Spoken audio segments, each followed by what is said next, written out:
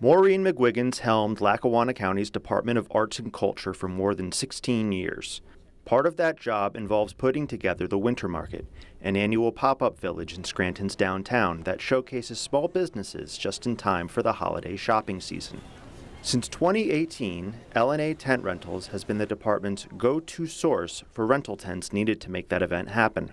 2023's Winter Market was no different. Finance records show the county awarded L&A the contract and issued payment of $56,689.75 to cover the bill. McGuigan says the funds were transferred electronically as an ACH, or automated clearinghouse payment, after she emailed back and forth with Stephen Campbell, her usual L&A point of contact. This, however, was far from normal. In reality, McGuigan wasn't communicating with Campbell.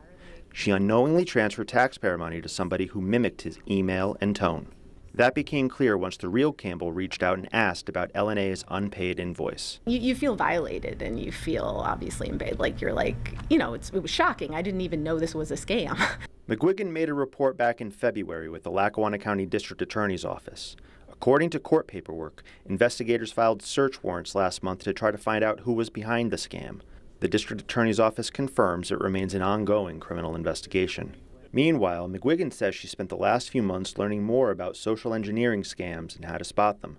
She says she's now far more skeptical. It's really crazy how it's changing, how fast and smart these criminals are.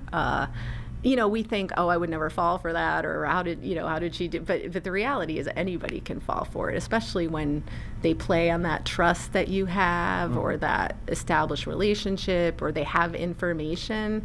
I would tell everybody, don't even trust if it looks, that was the problem. They had the logo, they had the email signature. It looked completely legitimate. The county says they filed an insurance claim to recoup the stolen money, and billing records show L&A's invoice was finally paid in April. The tent rental company confirmed to us that they'd received the funds, and they say they too have also beefed up their security. As for the Winter Market, it's expected to return to Courthouse Square this December. This time, however, vendors will be housed in tents bought outright for $175,000, raised through the county's share of state online gambling taxes. Joe Kohut, Action 16.